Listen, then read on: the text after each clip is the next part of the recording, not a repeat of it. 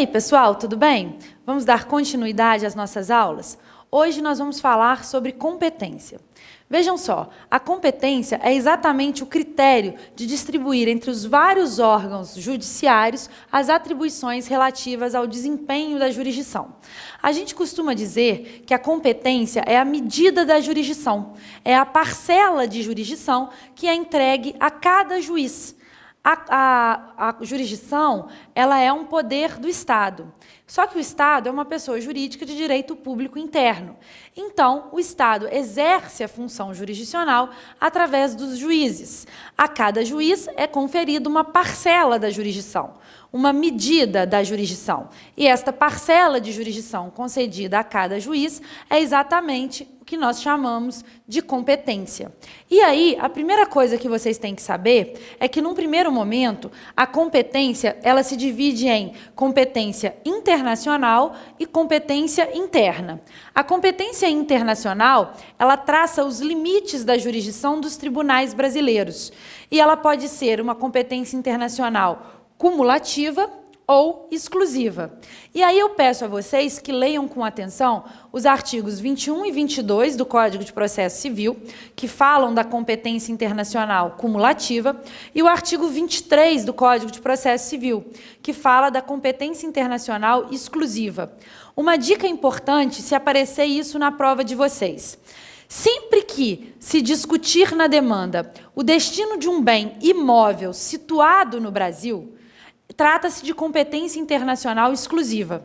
Então, quando vocês forem ler o artigo 23 do Código de Processo Civil, que fala da competência internacional exclusiva, ou seja, diz que o Brasil é competente para conhecer daquelas causas com exclusividade, não podendo, o STJ homologar sentença estrangeira que trate daquela matéria, pois ela é de competência internacional exclusiva da Justiça brasileira, percebam que todas as hipóteses do artigo 23 do CPC trata de imóveis situados no Brasil. Essa é uma garantia de soberania territorial. Por isso, sempre que for, por exemplo, ação de inventário ou partilha relativa a bens imóveis situados no Brasil, ação de divórcio relativa à partilha de bens situado em território nacional, demanda que tenha por objetivo discutir imóveis situados no Brasil.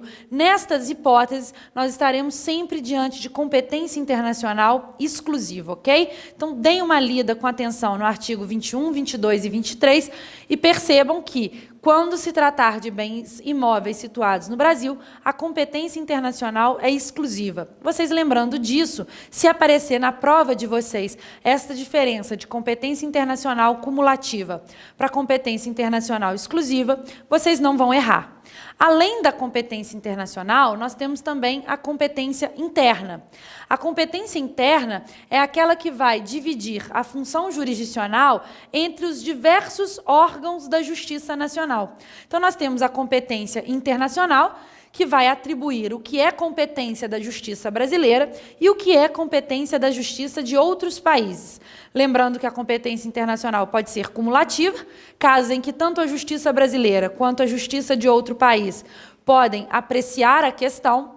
Lembrando que se a matéria for decidida pela justiça de outro país e a sentença for ser executada no Brasil, a sentença estrangeira é título executivo judicial, mas ela depende de homologação pelo STJ para que produza efeitos em território nacional.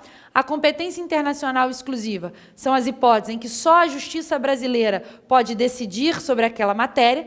Se a justiça estrangeira assim o fizer, a decisão não poderá ser homologada pela justiça brasileira, não poderá produzir efeitos em território nacional. E a competência interna, ela divide a competência entre os diversos órgãos da Justiça Nacional. Então, nós vamos falar a partir de agora da competência interna. Quando nós falamos de competência interna, é importante que vocês percebam que nós temos 3 critérios de competência. Nós temos o critério objetivo, o critério funcional e o critério territorial. O critério objetivo, ele divide a competência em competência em razão do valor da causa e competência em razão da matéria. Vejam, o artigo 291 do CPC, ele vai dizer que a toda causa será atribuído um valor, ainda que ela não tenha conteúdo econômico imediato. E aí nós temos o valor da causa legal e o valor da causa estimativo. Quando a causa não tiver valor econômico imediato, não tiver conteúdo econômico imediato, o advogado deverá dar à causa um valor estimativo, que o próprio advogado estima, né? O próprio advogado sugere e dá ali à causa determinado valor. Mas nós temos também o valor legal. O valor legal ele está previsto no artigo 292 do CPC e em algumas leis extravagantes, como, por exemplo, a lei do inquilinato, que diz que as ações regidas pela lei do inquilinato, a elas será dado à causa o valor de 12 vezes o valor do aluguel. No caso do artigo 292 do CPC, nós temos exemplos como, na ação de alimentos, que o valor da causa é 12 vezes o valor da pensão alimentícia requerida. Quando eu tenho cumulação de pedidos própria, simples, eu vou somar todos os pedidos, por exemplo, indenização por dano material e moral, eu somo o valor do dano material com o do dano moral para dar valor à causa. Vale a pena também dar uma lida no artigo 292 do Código de Processo Civil. Então, este é o primeiro critério de competência, o critério de competência em razão do valor da causa. Nós sabemos que juizado especial federal e juizado especial da Fazenda Pública, o valor da causa não pode exceder a 60 salários mínimos. Juizado especial cível estadual, o valor da causa não pode exceder 40 salários mínimos. Então, o valor da causa é importante para determinar a competência do órgão julgador. Se a causa vai ser distribuída perante a Justiça Comum, estadual ou federal, ou perante os juizados especiais. Aí, juizado especial cível estadual, 40 salários mínimos. Juizado especial cível federal ou juizado especial da Fazenda Pública, o teto são 60 salários mínimos. E ainda critério objetivo em razão da matéria. E aí o artigo 44 do Código de Processo Civil diz que, em razão da matéria, nós temos a competência estabelecida na Constituição Federal e em lei de organização judiciária local. Então, o primeiro lugar que a gente tem que analisar para verificar a competência em razão da matéria é a Constituição Federal. E aí, quando a gente fala de competência, pessoal, vale a pena dar uma lida no artigo 109 da Constituição Federal, que estabelece a competência da Justiça Federal em razão das pessoas envolvidas na causa ou em razão da matéria.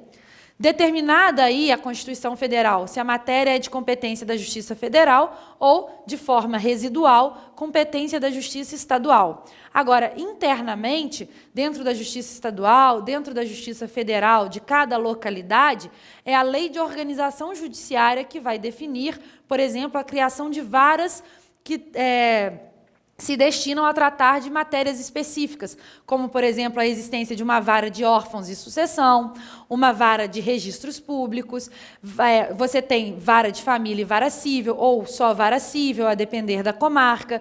Então, é a Lei de Organização Judiciária Local que também vai determinar a competência em razão da matéria. Estes são os dois critérios objetivos. O critério funcional, ele divide a competência ou pela fase do procedimento, ou pelo grau de jurisdição, ou pelo objeto do juízo. A competência funcional é aquela que determina qual é o órgão jurisdicional que vai atuar em cada fase do procedimento, ou em cada momento do processo. E aí, como eu disse a vocês, o primeiro critério funcional é aquele que é determinado pela fase do procedimento. Nós sabemos, por exemplo, que por uma questão de competência territorial, uma ação de cobrança, por exemplo, que é uma ação fundada em direito pessoal, tem como competente o foro do domicílio do réu.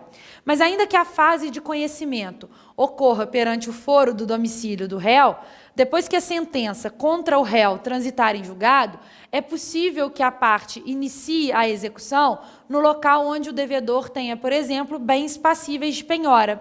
Então, a fase de conhecimento, que é uma fase do procedimento, ela tem a competência estabelecida pelo critério territorial, foro do domicílio do réu, mas eu posso fazer o traslado do processo para que a fase de execução ocorra no atual domicílio do devedor, no local onde o devedor tenha bens passíveis de penhora, no local onde deva ser cumprida a obrigação de fazer, conforme está estabelecido, né, no livro do processo de execução.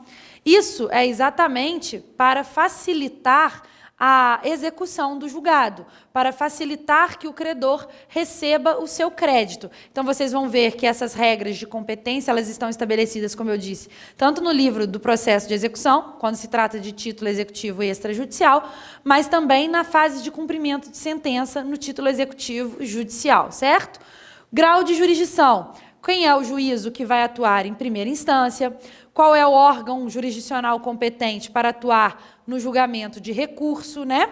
Aqui, quando a gente fala da competência funcional através do grau de jurisdição, nós estamos nos referindo à competência hierárquica ou competência recursal.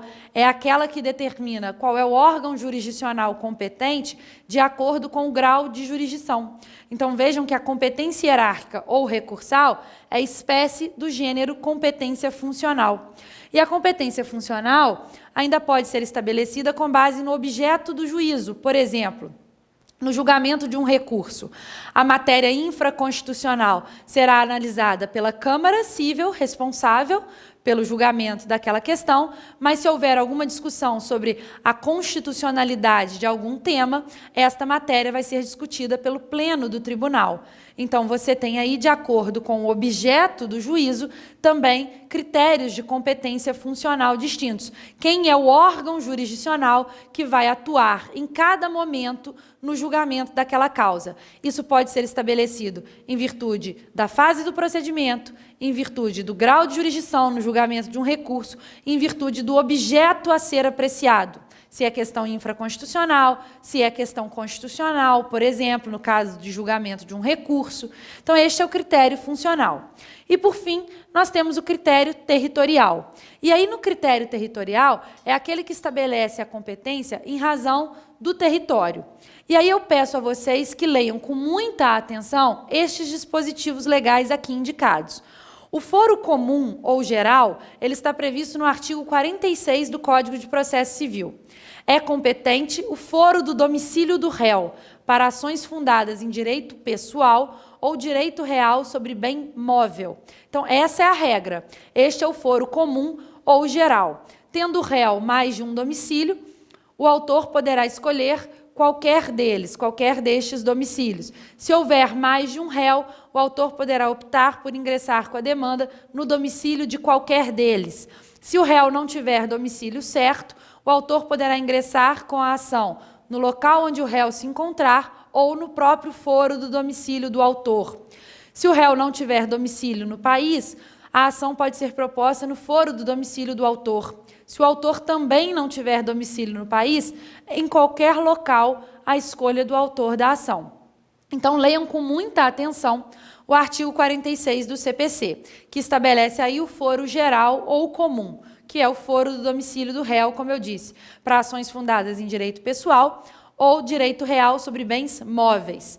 E nós também temos os foros especiais, estabelecidos nos artigos 47 a 53 do CPC.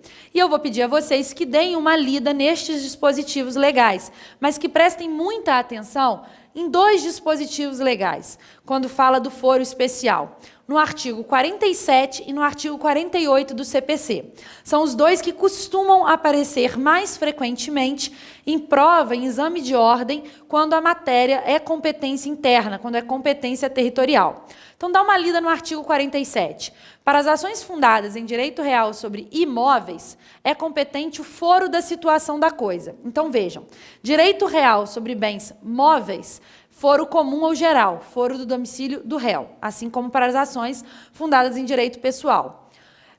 Ação real fundada em direito imobiliário, sobre bem imóvel, aí é o foro da situação da coisa. Mas vejam o parágrafo 1º. O autor pode optar pelo foro de domicílio do réu ou pelo foro de eleição, se o litígio não recair sobre direito de propriedade, direito de vizinhança, servidão, divisão e demarcação de terras, enunciação de obra nova. Pessoal, muita atenção na segunda parte do parágrafo 1º do artigo 47. Com alguma frequência, ela vai aparecer aí nos exames de ordem. Prestem atenção. Quando eu falo de competência territorial, a competência territorial, como nós vamos ver, ela, regra geral, é uma competência relativa. salvo esta segunda parte do parágrafo 1º, em que a competência, apesar de ser territorial, ela é absoluta. Então, vejam, a regra é que a ação fundada em direito real sobre bem imóvel, o foro competente é o foro da situação da coisa. Mas como é uma competência territorial relativa, o autor pode optar pelo foro do domicílio do réu ou pelo foro de eleição, aquele previsto em contrato. Mas isso não poderá acontecer, porque é competência territorial absoluta. Se o litígio versar sobre direito de propriedade, direito de vizinhança, servidão, divisão, demarcação de terras, enunciação de obra nova. Neste caso, a segunda parte do parágrafo 1º é a hipótese de competência territorial absoluta e, portanto, competência improrrogável, ok? Inderrogável. Prestem bastante atenção no parágrafo 1º do artigo 47, especialmente na segunda parte. O parágrafo 2º diz: a ação possessória e imobiliária será proposta no foro da situação da coisa, cujo juízo tem competência absoluta. Vejam, o parágrafo 2º ele complementa, dizendo que a ação possessória imobiliária obrigatoriamente será proposta no foro da situação da coisa. E, neste caso, a lei também está criando um critério de competência absoluta. Prestem muita atenção no parágrafo 2º. É um palpite que, se cair competência, existe uma chance muito grande de aparecer o final do parágrafo 1º e o parágrafo 2º, que são critérios de competência territorial absoluta, também aqui no caso da ação possessória imobiliária, ok? O artigo 48 também costuma aparecer, que é o foro competente para a propositura da ação de inventário e partilha. Vejam, o foro de domicílio do autor da herança, no Brasil, é o competente para o inventário, a partilha, a arrecadação, o cumprimento de disposições de última vontade, a impugnação ou anulação de partilha extrajudicial e para todas as ações em que o espólio for réu, ainda que o óbito tenha ocorrido no estrangeiro. Então, a regra é o foro do domicílio do autor da herança, ou seja, o foro do domicílio do de cujus. É a regra de competência para a propositura de ação de inventário, partilha, arrecadação, disposições de última vontade, impugnação ou anulação de partilha extrajudicial ou qualquer ação em que o espólio for réu. É o foro de domicílio do autor da herança. Mas prestem atenção no parágrafo único. Ele também costuma aparecer no exame de ordem. Se o autor da herança não possuía domicílio certo, então vejam, a regra é o foro de domicílio do autor da herança. Mas e se o autor da herança não tiver domicílio certo? Aí será o foro da situação dos bens imóveis. E se ele tiver bens imóveis em locais diferentes? Aí a ação pode ser proposta em qualquer destes. Está vendo aqui, ó? Havendo bens imóveis em foros diferentes, em qualquer destes. E o inciso 3º, se não houver bens imóveis, o foro do local de qualquer dos bens do espólio. Prestem atenção no parágrafo único, é fácil entender isso aqui. Artigo 48, regra. Ação de inventário e partilha, disposições de última vontade, ações em que o espólio for réu, a regra é o foro de domicílio do autor da herança, do de cujus. Se ele não tinha domicílio certo, no local onde ele tinha bens imóveis. Se ele tiver bens imóveis em vários locais, em qualquer deles a escolha do autor da ação. Se ele não tiver bens imóveis, no local de qualquer dos bens do espólio, ok? Guardem também com muito carinho o artigo 48 do CPC. Seguindo aqui, vamos falar agora sobre as regras de modificação de competência mais passíveis de aparecer no exame de ordem. Olha só, primeira coisa, lembrem-se do princípio da perpetuatio jurisdictionis. Ele está previsto no artigo 43 do CPC. E ele diz que a competência é estabelecida no momento de distribuição e registro da petição inicial.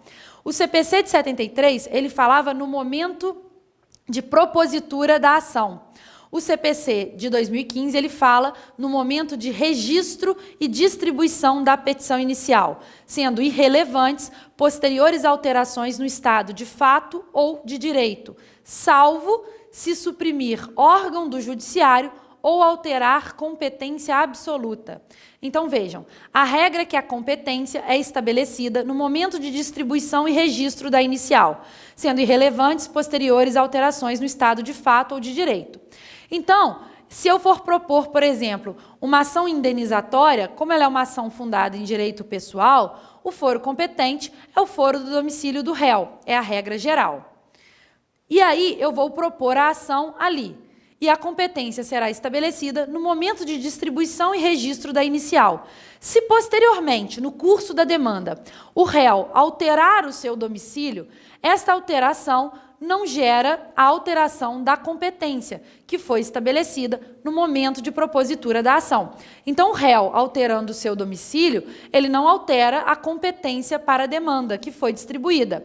Ela segue ali no local onde ela foi distribuída, porque a competência é estabelecida neste momento, no momento do registro ou da distribuição da inicial, sendo irrelevantes posteriores alterações no estado de fato ou de direito. Senão, vocês imaginem um réu que muda muito de local, levaria o processo nas costas para cada lugar para onde ele fosse. Isso não vai acontecer. Esta é a regra da perpetuatio jurisdicionis. Estabelece no registro e na distribuição da inicial e prorroga-se ao longo de todo o processo. Mas nós temos duas exceções. Se houver supressão de órgão do judiciário, imaginemos, por exemplo, que determinada localidade deixe de ser comarca. Todas as ações ali serão direcionadas para a nova comarca. Neste caso, eu tenho alteração no curso do processo em virtude de supressão do órgão do judiciário. Ou a segunda exceção ao princípio da perpetuatio jurisdicionis, se houver alteração de competência absoluta. Imaginemos que em determinada comarca haja vara cível, mas não haja vara de família. E em determinado momento é ali instalada uma vara de família. Todas as ações de família que vinham tramitando naquela vara cível serão realocadas para a vara de família, agora aberta, agora instalada. Isso porque eu estou diante de alteração de competência absoluta, no caso, competência em razão da matéria, que prevê vara específica para lidar com aquelas questões, para lidar com aquelas ações com temas específicos, por exemplo, da vara de família, ok? Então, este é o princípio da perpetuatio jurisdicionis. Uma outra coisa importantíssima é que vocês saibam diferenciar a competência absoluta da competência relativa. Vejam, primeira coisa, quais são os critérios de competência absoluta? São competência absoluta a competência em razão da matéria e a competência funcional. Estas duas são critérios de competência absoluta. A competência absoluta ela é posta em garantia de interesse público e ela é improrrogável. Ela não é suscetível de modificação, nem pela vontade das partes, nem por critérios legais de prorrogação. Certo? Então, ela é improrrogável. Por quê? Porque a competência absoluta é garantia de interesse público. E, repito, são dois os critérios de competência absoluta, em razão da matéria e critério de competência funcional. Ao contrário, a competência relativa, ela é passível de modificação, ou modificação por vontade das partes, ou modificação por critério legal de modificação, como é o caso da conexão e da continência. Porque a competência relativa ela é posta para garantia de interesse privado, garantia de interesse particular. Quais são os critérios de competência relativa? A competência em razão do valor da causa e a competência territorial são critérios de competência relativa. Lembrem-se, contudo, do artigo 47, parágrafo 1º, segunda parte, e artigo 47, parágrafo 2º, que trazem hipóteses de competência territorial absoluta. Cuidado com este dispositivo legal, os parágrafos 1º e 2º do artigo 47, como eu já comentei com vocês. Eles costumam aparecer em prova, ok? E aí, então nós vimos que a competência absoluta, ela é posta para garantia de interesse público e ela é improrrogável, seja por critério legal, seja por critério voluntário de prorrogação. A competência relativa, por sua vez, como ela é posta para garantia de interesse particular, ela pode ser prorrogada, ela pode ser modificada, tanto por critério legal de modificação, quanto por critério voluntário de modificação. Então, o que nós vamos falar agora é da prorrogação da competência. E se eu estou falando de prorrogação de competência, é lógico que eu estou falando de competência relativa. Competência em razão do valor da causa ou competência territorial, que são os dois critérios de competência relativa, como eu disse a vocês. E aí, vamos lá. A prorrogação da competência, ela ocorre quando se amplia a esfera de competência de um órgão judiciário para conhecer de certas causas que não estariam, regra geral, compreendidas dentro da sua competência. E aí nós temos dois critérios de prorrogação de competência relativa. Nós temos o critério legal e nós temos o critério voluntário. O critério legal, ele decorre de imposição da própria lei, nos casos de conexão e nos casos de continência, certo? Então, o critério legal de prorrogação são conexão ou continência. E aí eu peço para vocês que leiam o artigo 55 do CPC, que diz que há conexão quando entre duas ou mais ações existe o mesmo pedido ou a mesma causa de pedir.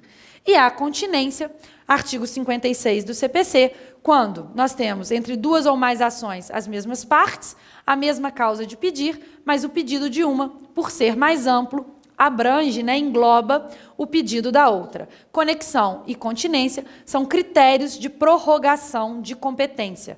Obviamente, de competência relativa, como eu disse a vocês. A competência voluntária, a prorrogação voluntária da competência, ela ocorre quando há foro de eleição. E aí leiam o artigo 63 do CPC, nós temos foro de eleição quando, em contrato, as partes elegem o foro de determinada comarca para dirimir quaisquer problemas decorrentes daquele contrato, as partes estão optando pelo foro de eleição em detrimento de qualquer outro, ou na falta de oposição ao foro incompetente, nos termos do artigo 64 do CPC. E aí, pessoal, vou dar para vocês agora algumas dicas rápidas de dispositivos legais que podem aparecer na prova de vocês relativos à matéria competência. Vejam só. O registro ou a distribuição da petição inicial torna prevento o juízo, artigo 59 do CPC. Cuidado com isso daqui. Tem chance de aparecer porque é uma modificação importante em relação ao CPC de 73, em que nós tínhamos o critério de prevenção. Se fosse juízes de mesma comarca, onde primeiro houve despacho, juiz de comarcas distintas, onde primeiro houve a citação válida. Isso não existe mais. CPC de 2015, o juízo prevento é onde ocorreu o registro ou a distribuição da petição inicial primeiro. Este é o juízo prevento. Artigo 59 do CPC. A incompetência absoluta ou relativa será alegada como questão preliminar de contestação. Atenção a isso também. Não existe mais exceção de incompetência relativa. A incompetência, seja ela absoluta, seja ela relativa, ela será arguída pela parte, pelo réu, em preliminar de mérito na própria contestação. Sendo que a incompetência absoluta, por ser interesse público, ela pode ser arguída em qualquer tempo ou grau de jurisdição e pode ser conhecida de ofício pelo juiz. A incompetência relativa, por ser interesse particular, se ela não for arguída pelo réu em preliminar de mérito na contestação, prorroga-se a competência.